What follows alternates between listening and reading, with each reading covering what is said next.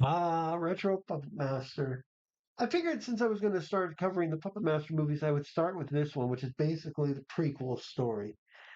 The film basically tells how Audrey Toulon became the Puppet Master. Now, I know people are like, there are plenty of different iterations of the Puppet Master, of the characters and everything, and it makes sense. I mean, let's face it, there are a buttload. But this film was great because it introduces him, his wife Elsa. It continues events from both Puppet Master 3, 4, and 5, and actually makes for a really good film. Plus, also seeing this retro, more wooden design of all the puppets in this more different point. Instead of the type of marionette style, at this point he was using a sort of rod puppet. It actually made them a little different. The film is basically set up around him getting Secret to Life, learning how to do it, his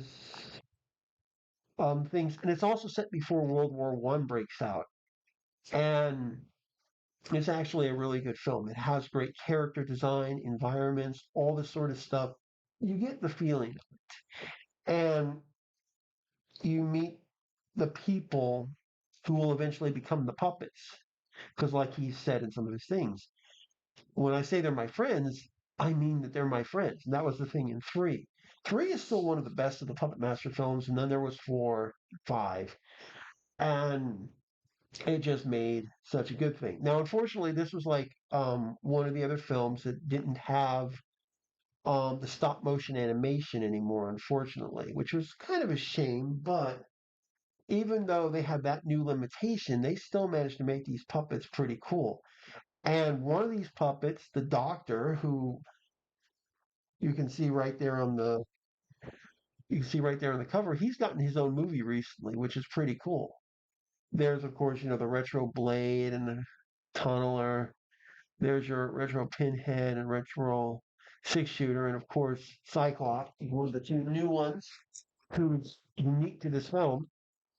My only regret is that I don't get to see more of them. It's pretty cool. Plus, the actor who plays the young Toulon is actually kind of a cool character. There's also some people you might recognize from films. For example, this actor here who plays the Egyptian sorcerer, he's been in quite a few films and quite a few shows, so he gets around. Actually, a pretty nice thing. Now, Full Moon at the time was remastering their films with both visual and audio for high definition. And believe it or not, they're all 16 by 9 movies. In fact, in one of the interviews, they actually stated that even going back to the original films, in fact, almost all of their films, they actually did have local theatrical runs. Limited, yes, but they did have theatrical. They were actually theatrical films.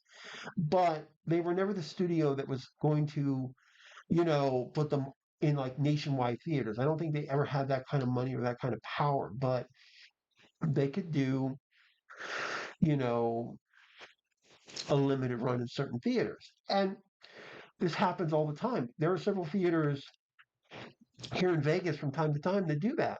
So it makes sense. So the films have been remastered with both audio and visual. They've been restored, and this is great because Full Moon has an incredible library of films. Many of them are still some of the best you'll see out there. Also, this film's opening does tell you that you can also get the Full Moon streaming service on Amazon. Right now, I'm not subscribed to that, but I plan to resubscribe because there are a lot of great Full Moon movies. And remember that Full Moon has both the Full Moon license and also another one that they use for kids, actual family movies. So they do a lot. Retro does a very good job, and it does a very, very good job of telling that story. And like I said, you get to meet the people who will become the puppets. They work with Andre, they do stuff. They're setting up in Paris. Wait, no, it wasn't Paris, but they are French. Andre Toulon is a French guy. So there's that. And I don't think my remote's working. Damn it. Oh, there we go.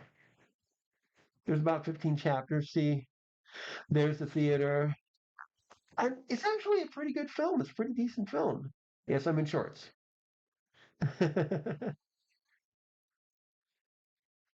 uh, there's the young Elsa.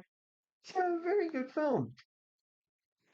And, even though some of these actors are not the best, they're not, like hamming it up. They're not doing this stuff.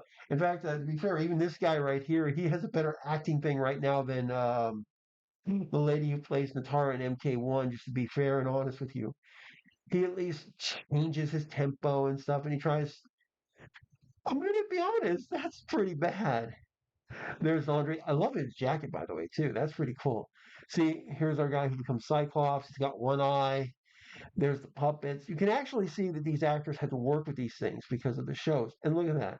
Oh, he's late as always. We're like 5 minutes from curtain. And yes, the dude is actually doing a French accent. Again, I can't put any audio on for you to hear, which sucks. Oh, there he is. It is fashionable to be late for the audience, not the performers. You are too much too long. See what I mean here? They do a rod system with these guys. It's not, you think with the marionette type things where your stuff. Instead, they're doing a rod type, which is actually pretty cool and can be pretty awesome. They have to be below the stage. And what they do is they kind of do a Dante's Inferno thing for this, which is really, really good. Now, they do introduce Sutek in this. He's one of the big baddies throughout the series who the magic comes from that makes all of this possible. And he sends these three mummified dudes to get this stuff back. It's actually very well done. I'm not going to lie. I like this film a lot. It may not be the best one, but for a prequel and something that did stuff a little interesting and redesigned, this is pretty good.